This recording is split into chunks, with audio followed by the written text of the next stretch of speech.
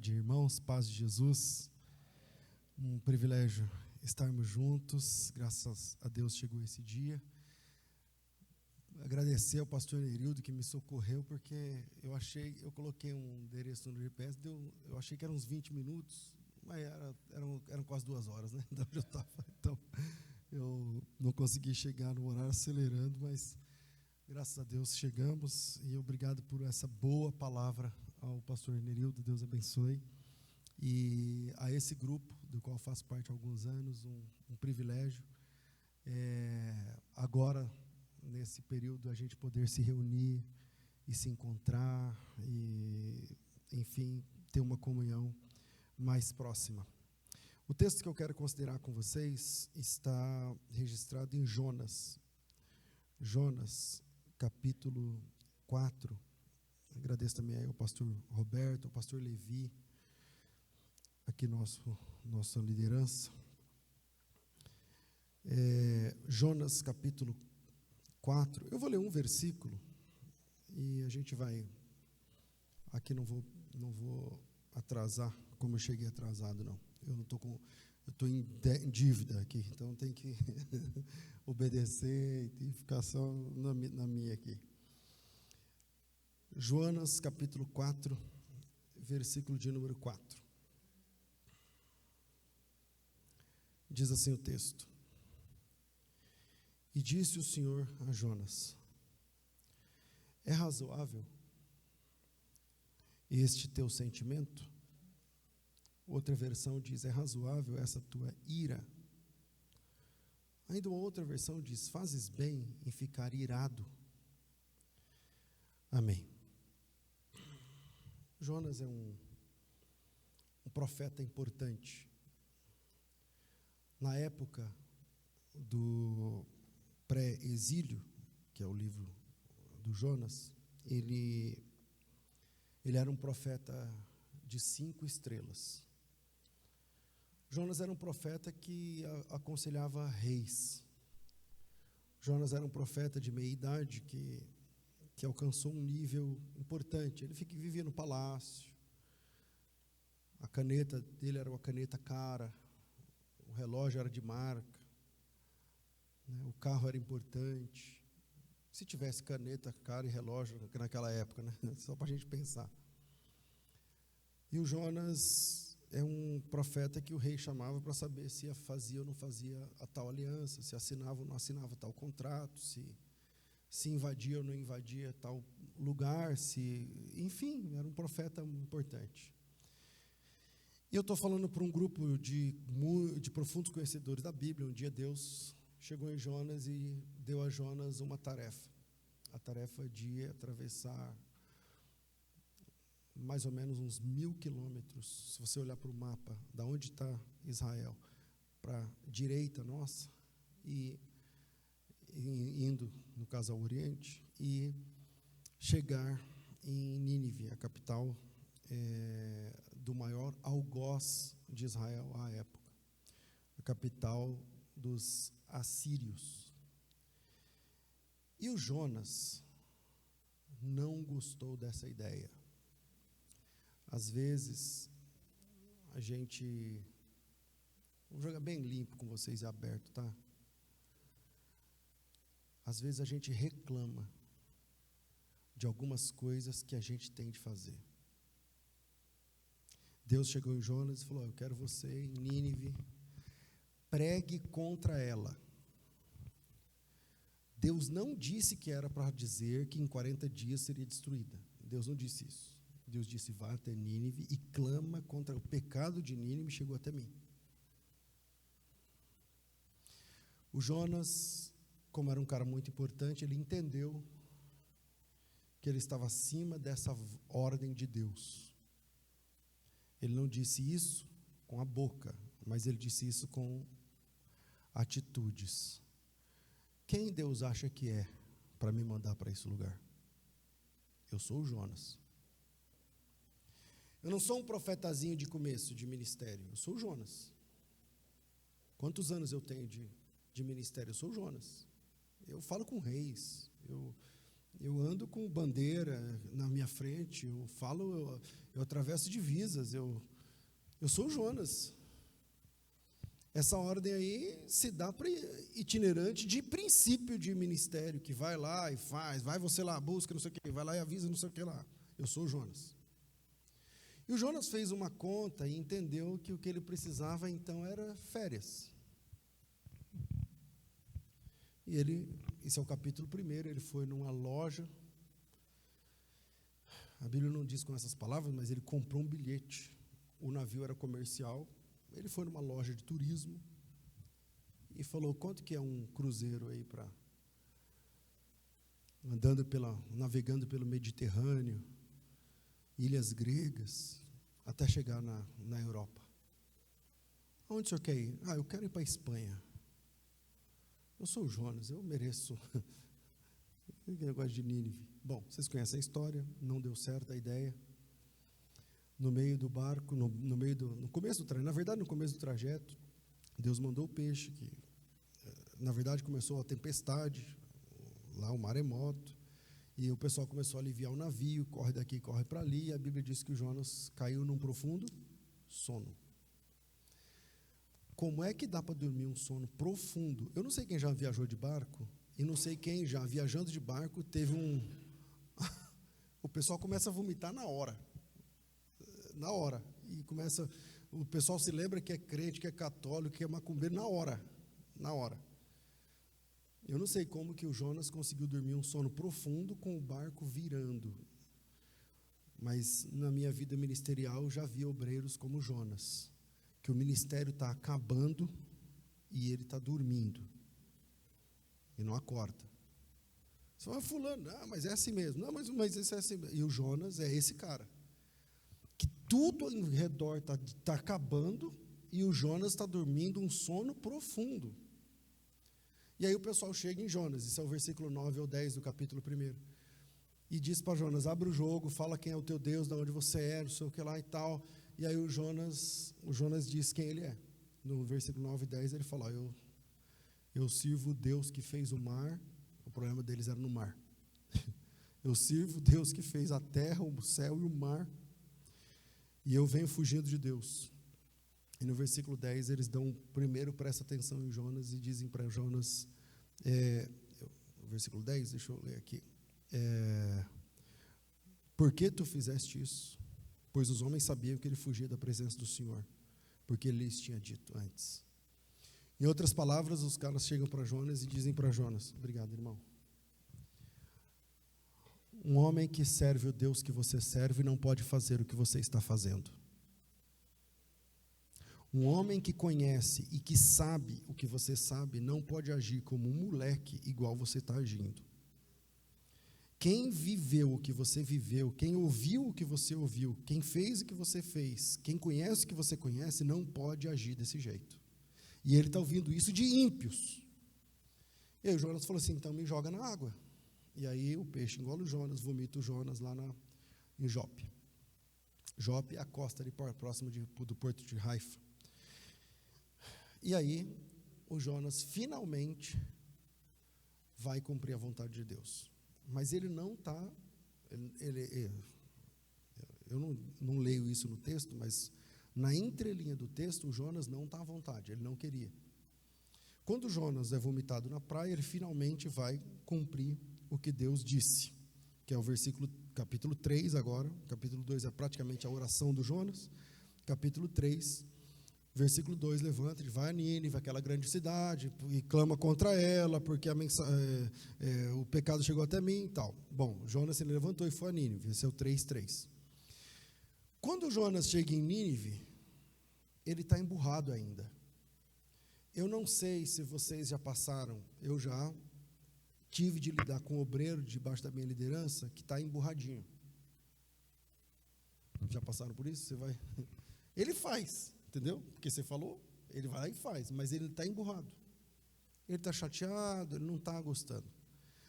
Esse é o Jonas, ele chega lá em Nínive, chega na praça de Nínive, sobe em cima do caixote de tomate, sei lá, como é que a Bíblia fala lá, não é claro o texto, e chama o pessoal, fala, vem que eu tenho uma mensagem de Deus para vocês.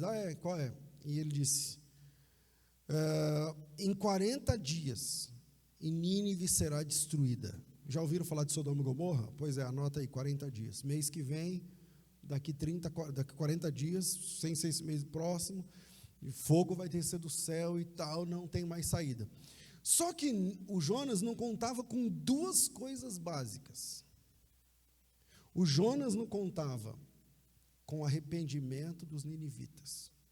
E o Jonas não contava com a graça de Deus. Ele não contava com essas coisas. E aí, a Bíblia diz no versículo 5, que as pessoas de Nínive creram em Deus. E clamaram um jejum, e vestiram-se de pano de saco, do maior ao menor. Assim a palavra chegou ao rei de Nínive, versículo 6, e ele se levantou do seu trono, tirou de si as vestes, cobriu-se de pano de saco, assentou-se sobre o pó e cinza.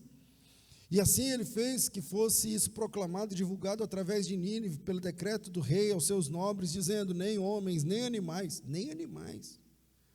nem bois, nem ovelhas, comam alguma coisa, nem se lhes dê alimento, nem bebida, nem água. Mas os homens e os animais sejam cobertos de pano de saco e clamem poderosamente a Deus. Sim, e converta-se cada um do seu mau caminho e da violência que há nas suas mãos, pois quem sabe se Deus se voltará e se arrependerá e se apartará do furor da sua ira, para que não pereçamos. Outra versão, do mal que havia dito que fazia e tal. Versículo 10. Viu Deus suas obras, e como se desviam do mau caminho. E Deus se arrependeu do mal que havia anunciado e que faria, e não fez. Aí abre um parênteses aqui, Deus nem tinha dito. O texto está dizendo isso porque o profeta fala em nome de Deus. Ok? Deus não disse com todas as letras da boca dele, dizendo, vai lá e fala que em 40 dias, não sei o que lá. Isso aí é o Jonas. Mas como Jonas é profeta, e a palavra profeta no hebraico é aquele que fala em lugar de Deus, então a fatura, o boleto vem no nome de Deus aqui. E aí, o Jonas não contava com essas duas coisas, nem com o arrependimento das pessoas e nem com a misericórdia de Deus. É por isso que o capítulo 4, verso 4, Deus faz essa pergunta para Jonas, porque o Jonas, se a gente continuar a leitura, você vai ver o coração do Jonas se voltando contra o arrependimento das pessoas. E isso desagradou muito a Jonas, 4:1. E ele ficou enfurecido. E orou ao Senhor e disse: peço-te, ó Senhor, não foi essa a minha fala, estando ainda na minha terra? Pois por isso eu fugi para Tarsis, porque eu sabia que tu és um Deus gracioso, misericordioso, tardio em se irar, grande em bondade, e que te arrependes do mal. Por isso agora, ó Senhor, eu te imploro, tira a minha vida, porque é melhor para mim morrer do que viver.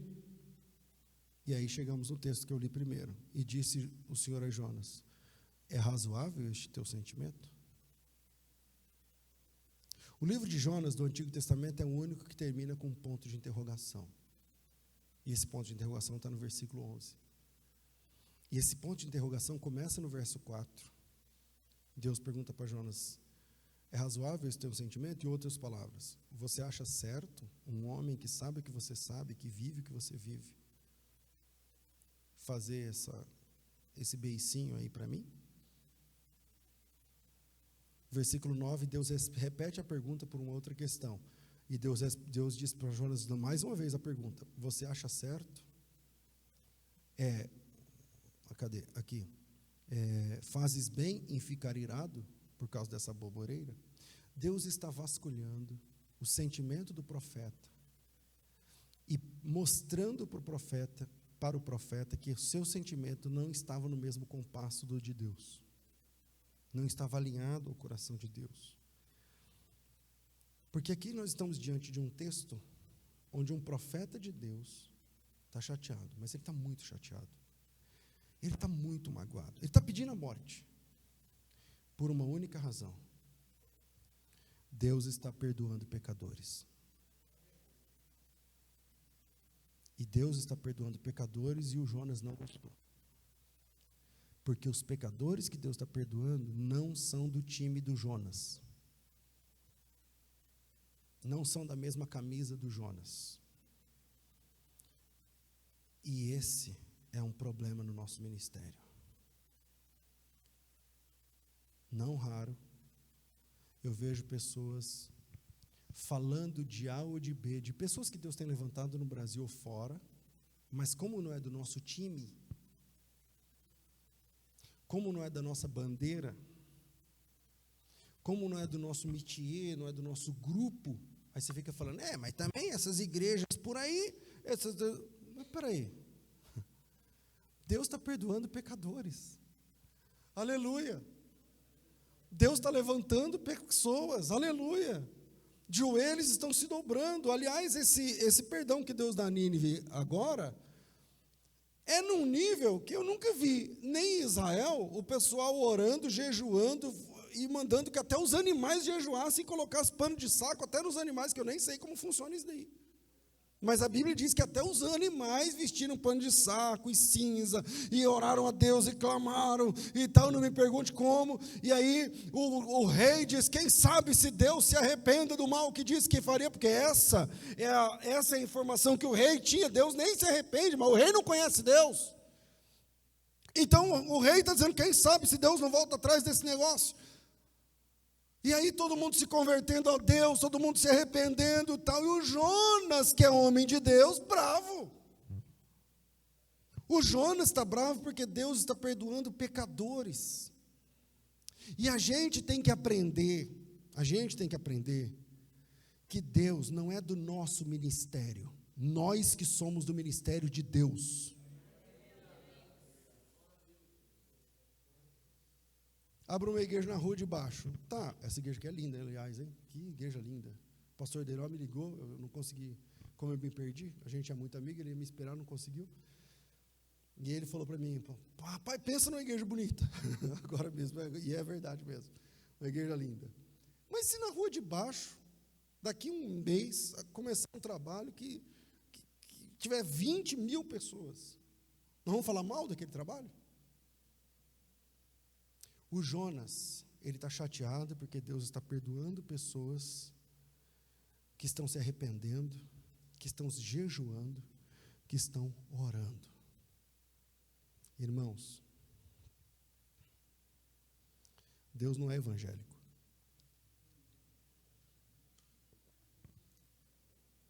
Deus é Senhor de tudo, todos. E a palavra do Evangelho foi dada à igreja. Mas lá no Salmos 19 nós aprendemos que do Senhor é a terra e toda a sua plenitude. No dia que o Elias também estava igual o Jonas, pedindo para morrer, Deus foi lá e falou assim para o Jonas. Vocês conhecem o texto, Reis 19. Porque, como é que é? O que faz aí Elias? Eu falei Jonas, mas é o Elias, né? Reis 19. O que faz aí Elias? Aí o Elias diz assim, eu estou muito mal, não lembro exatamente essa palavra, mas ele diz, os filhos de Israel quebraram tua aliança, derrubaram teus altares, mataram seus profetas. Em outras palavras, o Elias está dizendo, eu estou desistindo do ministério por causa das pessoas. Porque eles quebram aliança, derrubam altares e matam profetas. Não compensa ser voz de Deus para um grupo desse.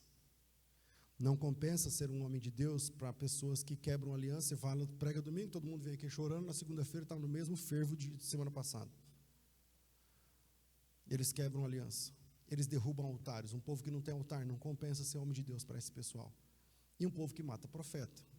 Em outras palavras, o Elias está dizendo, estou desistindo por causa das pessoas. Aí Deus fala assim, você já percebeu? Depois você abre lá com calma, 1 Reis 19, e veja. Deus não tratou nenhuma dessas três questões. Deus não disse assim, eles quebram altares, então deixa eu falar, não olha para isso não. Não, Deus não fala isso. Eles rompem a aliança, mas isso é assim mesmo, eu que te chamei, não, Deus não fala isso também. Eles matam profetas, não, Deus também não trata isso aí na hora. A única coisa que Deus trata é quando ele disse, só tem eu. Aí Deus falou, não tem, só você. Mas as três coisas que o Elias fala, pelas quais ele está desistindo, Deus não trata nenhum. E sabe o que Deus fala para o Elias? Levanta. Deixa eu lembrar que está na memória, eu não estava. Vai até a Síria. e unge Hazael rei na Síria. Dorme com esse barulho. O que tem a ver? Porque, vamos lá, ir à Síria é outro país, outra bandeira, outra religião, outra língua, outro povo. Quem é Abraão, Isaac e Jacó na Síria? Ninguém. Quem é a Bíblia sagrada lá para os sírios naquela época? Não é nada. Eles têm outros deuses, outro esquema e tal. Quando Deus diz assim para Elias, vai até a capital da Síria e unge Hazael rei na Síria, em outras palavras, eu estou dizendo assim, você acha que o negócio meu é só Israel? Eu mando na Síria também. Vocês não sabem, eu mando na Síria também. Eu levanto e abato reis aonde eu quero. Você vai ungir Hazael rei na Síria, você vai ungir Jeú rei em Israel, e ungir Jeú rei em Israel é mexer no vespeiro, porque ele está fugindo justamente da mulher do Acabe, e ungir Jeú com Acabe vivo. Como funciona essa questão? Em outras palavras, Deus, quando o profeta Elias está com o biquinho querendo parar, Deus está dizendo assim para ele, cara, você está precisando de serviço. Levanta e vai fazer o que eu estou mandando. E aqui é o Jonas. O Jonas começa, então é melhor eu morrer. Aí Deus chega e fala assim para Jonas, espera aí, você está morrendo porque eu estou perdoando pecadores? Você está morrendo porque aquilo que você falou de 40 dias, não sei o que eu nem te mandei falar, eu estou suspendendo e ao invés disso perdoando essas pessoas?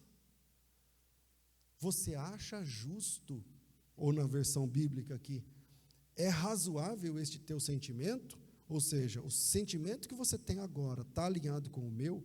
E irmãos, e esse é o desafio para o nosso ministério. Ter o sentimento alinhado com o de Deus.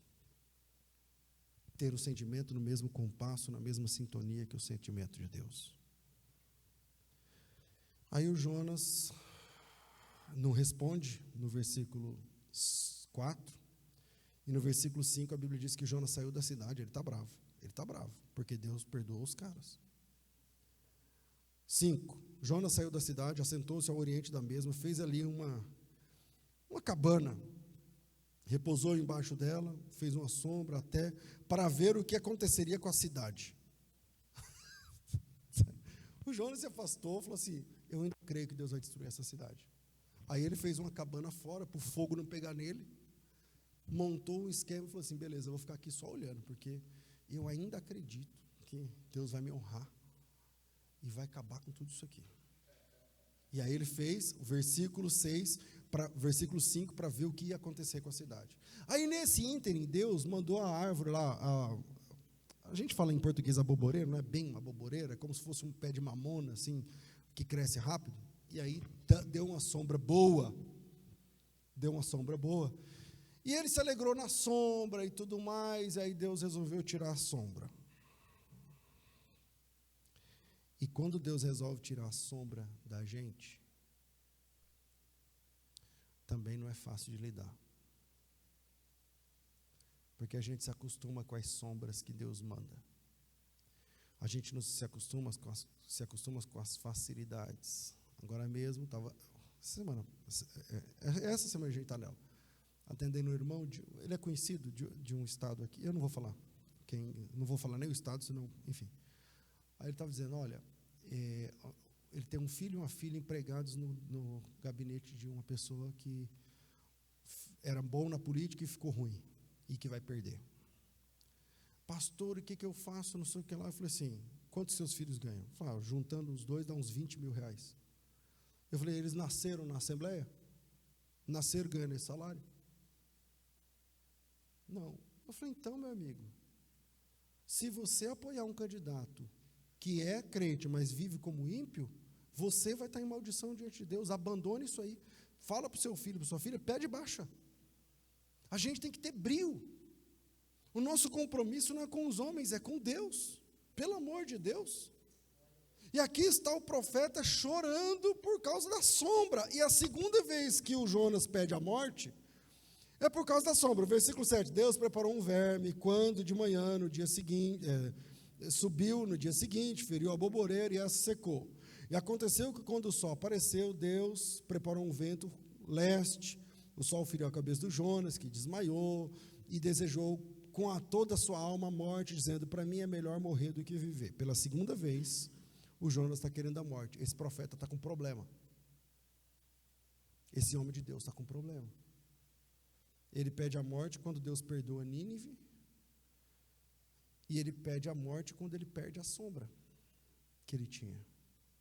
E aí, pela segunda vez, no versículo 10, no versículo 9, começa e no versículo 11 termina, e como eu disse há pouco, esse é um livro do Antigo Testamento que termina com uma pergunta. E a pergunta é de Deus. E a pergunta começa assim: você acha razoável este teu sentimento, meu amigo? Você não acha que você está choramingando à toa? Olha em volta. Olha o todo da obra.